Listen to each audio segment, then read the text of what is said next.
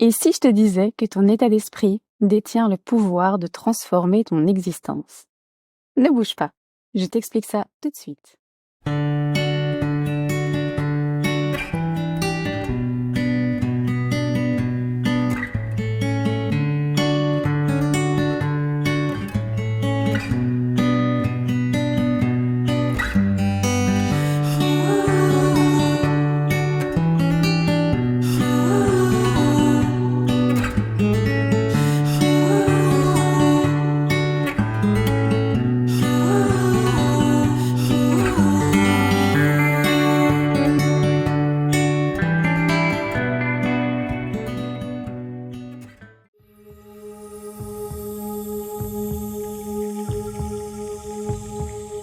Salut, c'est Nadia.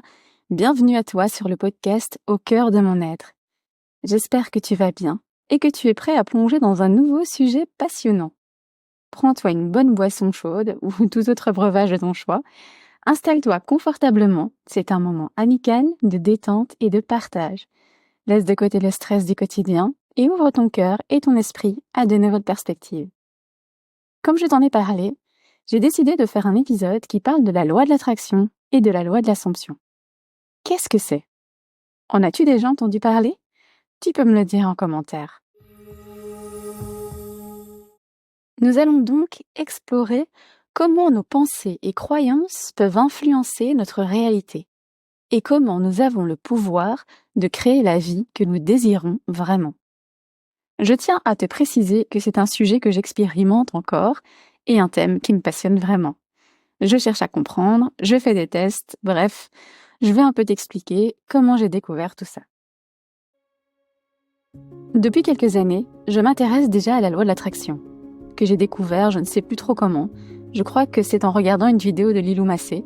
Puis j'ai vu le film de Rhonda Byrne, Le Secret, et j'ai regardé d'autres vidéos inspirantes, lu des livres, regardé les conférences de Joe Dispenza, Bob Proctor, etc. Donc j'ai voulu approfondir ce sujet. Je cherchais des réponses suite à certaines manifestations qui se sont réalisées, et je voulais mieux comprendre ce processus et faciliter les manifestations que je créais déjà dans ma vie. Lorsque j'ai découvert la loi de l'attraction, j'étais assez sceptique, mais j'aime bien relever des défis et me faire ma propre opinion des choses. Et je me suis dit, pourquoi pas? J'ai deux options, soit ça fonctionne, soit ça fonctionne pas. Et vous savez quoi? Ça a fonctionné. Je m'en souviens encore, je me visualisais en train de recevoir un ordinateur portable. J'en voulais absolument un à moi. Et je l'ai reçu. J'ai donc continué et je me suis dit, je vais manifester de l'argent. On ne sait jamais. Et je trouvais des billets partout, sur le sol, jusque dans ma boîte aux lettres.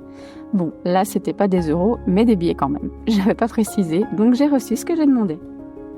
Je comprenais le principe, mais il restait beaucoup de zones d'ombre. Et surtout, pourquoi parfois ça fonctionne et d'autres fois non. Comme je te l'ai dit, j'adore expérimenter, et c'est en faisant cela que l'on peut expliquer réellement et aider les autres à mieux comprendre. Sinon, ça ne reste que de la théorie, et c'est pas pareil. Je reviens donc à mon histoire. Il y a environ 1 an, je cherchais des infos sur la loi de l'attraction et j'ai vu passer une citation qui parlait de la loi de l'assomption. Kezako, il y en a combien des lois?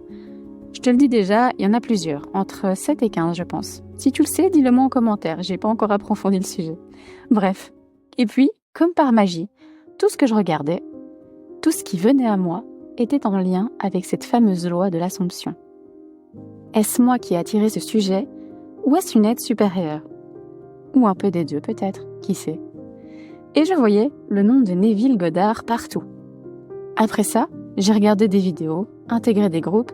Neville Goddard travaillait beaucoup avec la Bible, les versets, etc. Autant te dire que pour une personne comme moi, qui n'adhère à aucune religion, c'était compliqué. Même si j'ai toujours dit qu'il y avait du bon en chacune d'elles. C'est un sujet qui m'a laissé perplexe dans mon enfance. J'ai touché à toutes les religions et leur incohérence m'a fait comprendre que je n'en voulais aucune. Je suis donc partie en morale où j'ai appris beaucoup plus sur la tolérance et par la suite, c'est la spiritualité qui l'a emporté. Bref, j'ai donc cherché à comprendre. Au même moment, j'ai fait beaucoup de recherches sur Carl Gustav Jung et il parle beaucoup de symbolique. Et Neville Goddard dit « La Bible est votre biographie ». Il dit que nous sommes tous des dieux, que nous avons un grand pouvoir créateur. Ce qui est également écrit dans la Bible. Vous êtes des dieux. Je commence donc à m'y intéresser d'un peu plus près. Et je crée donc un lien avec toutes mes informations. Je cherche la symbolique, le sens, je cherche à lire entre les lignes. Bref, je ne vais pas vous parler de la Bible, mais en cherchant un peu, j'ai trouvé plusieurs passages tels que « Demandez et vous recevrez ». Et notamment un psaume que j'aime beaucoup depuis que je suis petite, que j'avais même accroché au-dessus de mon lit, et c'est le seul que j'ai retenu. C'est « Le Seigneur est mon berger ». Il me rappelle d'avoir la foi ou la conviction que quoi qu'il arrive, tout ira bien, que je ne manquerai de rien. Et plus je fais des recherches, plus je comprends ce qu'il a voulu dire par la Bible et votre biographie. Il y a beaucoup de métaphores, de symboliques. Il ne faut pas oublier que depuis ces écrits, nous avons évolué. Et en discutant avec mon fils aîné, nous parlions des dieux vikings. Il m'a fait réaliser qu'il y avait des liens entre les dieux et les émotions. J'ai réalisé que comme pour chaque être humain, ils ont dû trouver un sens à ce qu'ils vivaient et ressentaient. Et pour eux, c'était certainement les dieux qui les influençaient. Ils cherchaient des responsables en dehors, alors que tout se vivait en eux. Tous ces dieux qu'ils représentaient vivaient au plus profond de leur être. C'est en même temps un moyen de se rassurer, de parfois trouver l'espoir et de l'aide dans les moments difficiles. Maintenant, je ne dis pas qu'il n'y a rien dans l'invisible qui nous aide. Bien au contraire, je suis la première à croire qu'il y a des choses inexpliquées et paranormales. Et en plus, je crois très fort aux anges, et de nouveau, c'est en lien avec une expérience que j'ai vécue. Je te l'expliquerai peut-être un jour. D'ailleurs, ce sont les seuls qui reviennent dans toutes les religions et croyances. Donc voilà, je t'ai expliqué en gros comment j'ai découvert cette loi, et à présent, je vais tenter de t'expliquer au mieux son fonctionnement. Je vais commencer par t'expliquer ce qu'on appelle loi. Une loi, dans ce contexte, est une règle naturelle qui fonctionne toujours, que ce soit dans le monde physique ou spirituel, et qui ne change jamais. Les lois de l'univers sont des règles de base, comme la gravité et l'énergie, qui gouvernent comment tout fonctionne dans l'univers. À présent, je vais t'expliquer ce qu'est la loi de l'attraction. La loi de l'attraction est une idée qui vient principalement du domaine de la pensée positive et du développement personnel. Elle repose sur le principe que nos pensées et nos émotions peuvent influencer les événements de notre vie. Selon cette loi, le semblable attire le semblable. Tu as certainement déjà entendu cette phrase « le positif attire le positif ». Eh bien, c'est ça. Ce qui signifie que nos pensées positives attirent des expériences positives, tandis que les pensées négatives attirent des expériences négatives. Ce que nous avons probablement tous déjà vécu et peut-être constaté. Un événement positif qui en attire un autre, puis un autre, on se dit qu'on est dans une période de chance, et en fait, c'est notre vibration intérieure qui agit comme un aimant. Pareil pour le négatif, où là, on se dit qu'on a la poisse, la guigne, que le monde est contre nous. Maintenant, tu vas me dire, oui, mais parfois je vibre positif, je pense positif, mais il m'arrive que des galères et je vis toujours des événements négatifs. Alors oui, je sais, ça peut sembler paradoxal d'attirer du négatif même lorsque l'on vibre positivement. C'est frustrant, démotivant, inconfortable et ça ne donne pas envie de continuer. Mais cela peut arriver pour plusieurs raisons et il m'a fallu du temps pour le comprendre. Nous avons peut-être des croyances sous-jacentes ou inconscientes. Parfois, malgré des pensées conscientes positives, nous avons au plus profond de nous des croyances ou des peurs cachées dans l'inconscient, qui continuent d'émettre des vibrations négatives. Par exemple, si tu essayes de penser positivement à propos d'un projet, mais qu'au fond tu as peur d'échouer, cette peur peut affecter inconsciemment ce que tu veux créer. En d'autres termes, même si tu affirmes positivement, ta peur d'échouer peut créer des vibrations négatives qui attirent des résultats indésirables. Cela signifie que tes émotions profondes, comme la peur par exemple, peuvent contrecarrer tes pensées positives, ce qui affecte ce qui se passe dans ta vie. Je vais te donner un autre exemple. Imagine que tu as deux fréquences qui avancent au même moment, mais l'une des deux va prendre le dessus sur l'autre, car elle a plus de puissance, elle a plus de force. C'est donc elle qui se manifestera le plus. Et j'ai remarqué que les pensées négatives profondes ont bien souvent plus d'impact que les pensées positives. D'ailleurs, nous nous concentrons davantage sur le négatif que sur le positif, ça veut tout dire. Conditionnement humain, social, croyances, biais de négativité, dont je t'ai parlé dans mon tout premier épisode. Bref, cela crée des résistances qui peuvent créer un déséquilibre. Et au lieu d'attirer le positif, cette résistance intérieure peut générer du stress ou des situations négatives. Même en vibrant positif, des croyances inconscientes, des peurs ou des résistances peuvent parfois entrer en jeu. La loi de l'attraction implique un alignement profond entre les désirs, les pensées, les émotions et les croyances. Si ces niveaux ne sont pas complètement alignés, des expériences négatives peuvent se manifester. D'où l'importance de bien écouter nos émotions, d'analyser nos croyances, sont-elles toujours en accord avec nous, et d'aligner nos pensées. Et à partir de là, si nous nous concentrons sur ce que nous voulons et que nous y croyons fermement, nous pouvons attirer des situations, des personnes ou des opportunités qui correspondent à ces pensées. L'idée est de visualiser nos désirs et de ressentir des émotions positives comme si nous les avions déjà réalisées, ce qui, selon cette théorie, attire ces résultats vers nous. La loi de l'Assomption, quant à elle, est une idée popularisée par ce fameux Neville Goddard dont je t'ai parlé, auteur et conférencier originaire des Bermudes. Il est connu pour ses enseignements spirituels sur la nature de la réalité et du pouvoir de l'imagination.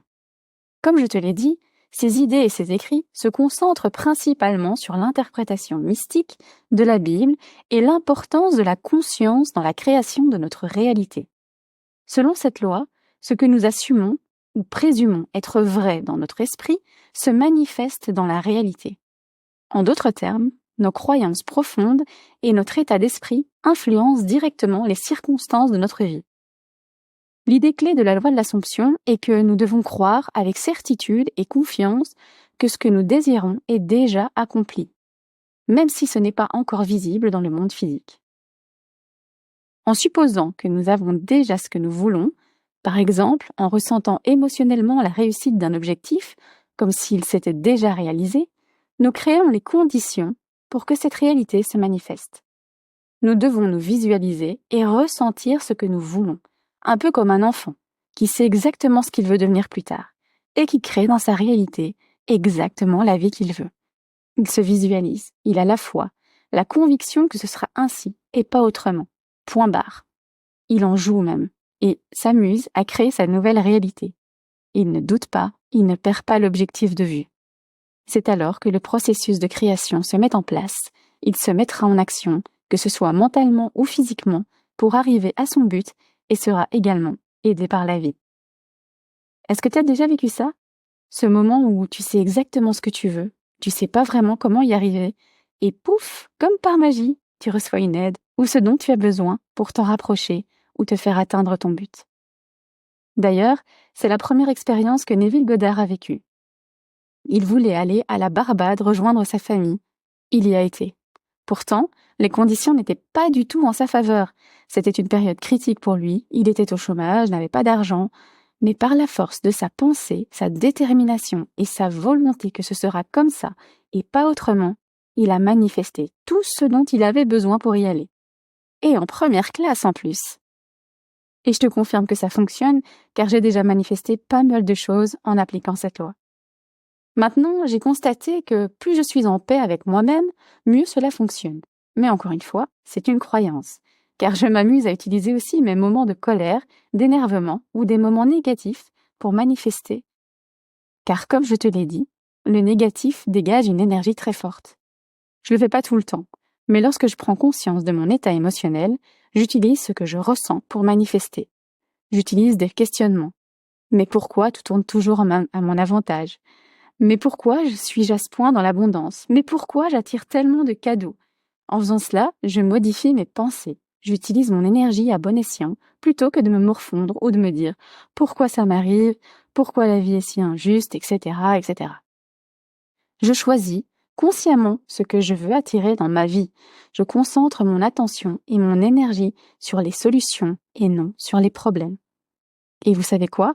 J'attire des cadeaux, des petites attentions, l'abondance, et tout tourne toujours à mon avantage. À l'inverse, si je suis en colère et que je me morfonds, j'attire encore plus d'injustice. C'est pas toujours évident à faire, car je sais que nous nous laissons bien trop influencer par l'extérieur, et je suis la première à le dire, mais comme pour tout, c'est une question d'entraînement et d'état de conscience. Tu peux faire l'expérience et dire ces questionnements à haute voix et dis-moi ce que tu as ressenti. J'utilise également une technique de visualisation, que ce soit pour manifester mon désir, pour dépasser les épreuves sur mon chemin ou toute autre situation. Notre mental aime bien la fatalité. Et il faut être honnête, ce n'est pas évident de se conditionner positivement H24. Même si on connaît ses lois, même si on est bien entraîné, même si on a des super astuces, il y a des moments plus stressants que d'autres et notre mental tendra vers le négatif et y restera. Alors, j'utilise un exercice que l'on appelle en sophrologie le dépassement de l'obstacle. C'est une façon d'aider mon mental à revenir vers une situation favorable, à retrouver une bonne énergie et à me projeter plus facilement vers mon but. Je me visualise après l'événement et tout va bien pour moi. Tout est en ma faveur, tout s'est bien passé. En faisant cela, je fais prendre conscience à mon subconscient, à mon mental, que quoi qu'il arrive, quoi qu'il se passe, tout ira bien, ce qui me soulage, m'apaise et me donne confiance. En même temps, je me mets en action. Je me visualise en train de rayonner, d'attirer à moi des personnes gentilles, des événements positifs. Je rayonne, je rayonne, je rayonne et je fais confiance à la vie. J'ai foi en la vie et en mon potentiel créateur. Eh bien, croyez-moi, ça fonctionne à merveille. Et c'est une technique qui aide beaucoup lorsque nous sommes dans l'attente de notre désir. Elle permet de nous réajuster, de nous réaligner lorsque nous sommes face à des imprévus ou des obstacles. D'ailleurs, lorsque nous sommes dans cette attente, nous devons avoir totalement confiance dans le processus. Ce chemin entre le point A, là où nous sommes, et le point B, notre but, est ce que Neville Goddard appelle le pont d'incident. Nous allons avoir des successions de synchronicités, des événements, positifs ou négatifs, mais qui nous mèneront toujours là où nous devons être. Alors, quoi qu'il arrive, ne lâche rien, tout est source d'apprentissage et te mène vers ton objectif. N'abandonne pas, même si cela semble perdu ou difficile, c'est le processus.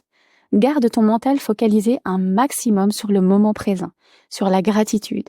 Travaille ta posture, intérieure et extérieure. J'ai également constaté que lorsque tu entres dans ta manifestation, il y a des signes. Par exemple, des heures miroirs à répétition, des plumes sur ton chemin, des mots ou images qui ont un impact sur l'esprit, un peu comme s'ils m'appelaient, via la télé, la radio, les réseaux sociaux. Et ils sont récurrents. Pour moi, par exemple, à chaque fois que je manifeste des sommes d'argent inattendues, cadeaux, remboursements, euro-millions, une sauterelle verte se matérialise. L'ai-je manifesté? Je n'en sais rien. Ce que je sais, c'est que c'est déjà arrivé plusieurs fois, et à chaque fois, c'est la même chose. Je vous cache pas que j'adore la voir dans ma maison.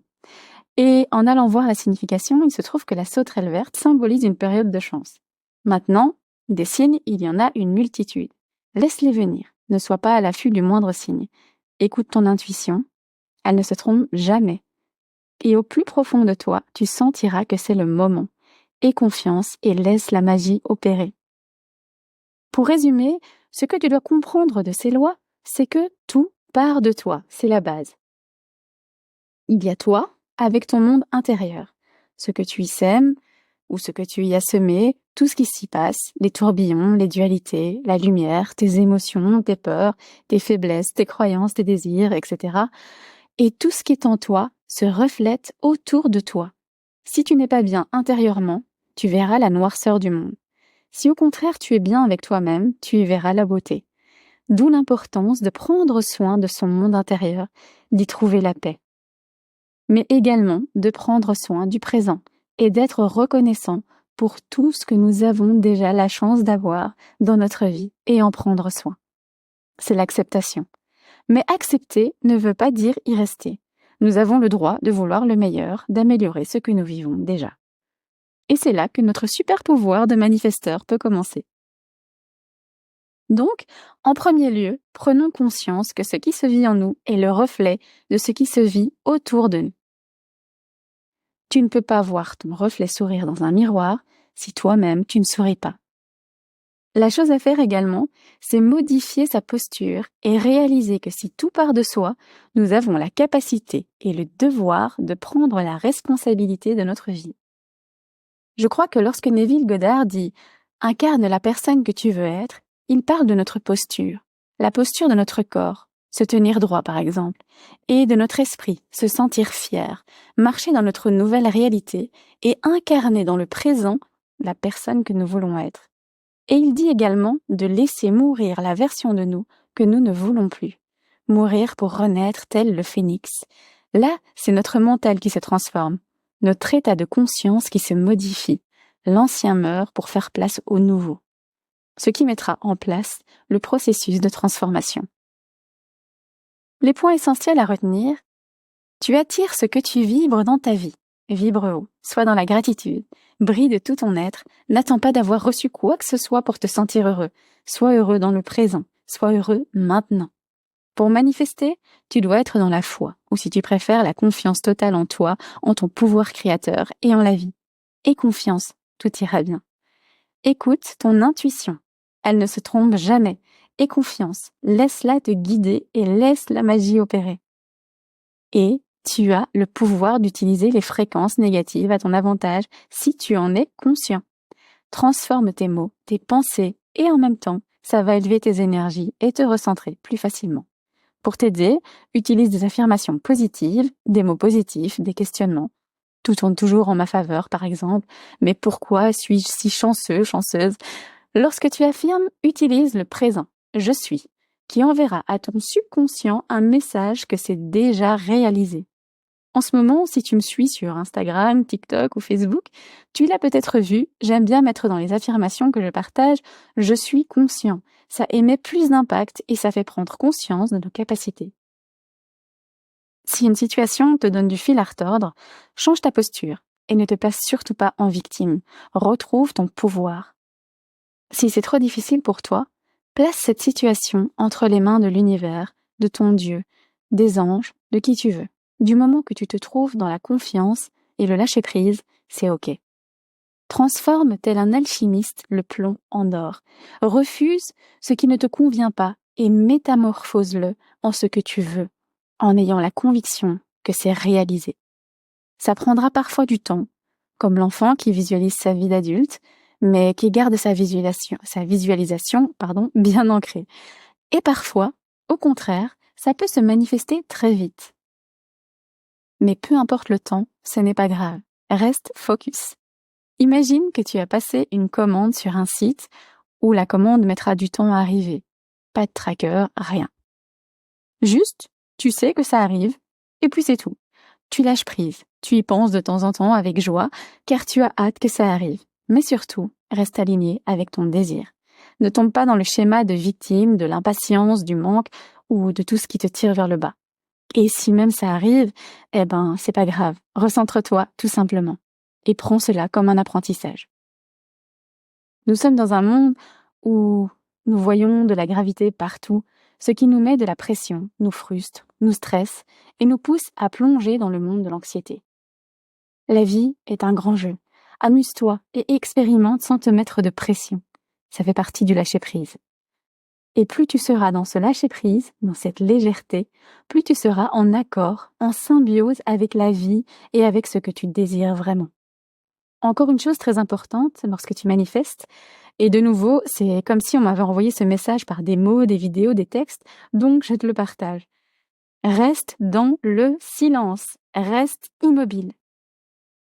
Ce qui nous renvoie vers la méditation, vers le calme, le silence intérieur. D'ailleurs, j'ai fait un épisode sur ce sujet. Si tu ne l'as pas vu, le lien est dans la description. En physique, le centre d'un axe ne bouge pas. Il est immobile et nous sommes le centre de notre monde. Donc, pour manifester au mieux, retrouvons notre calme intérieur.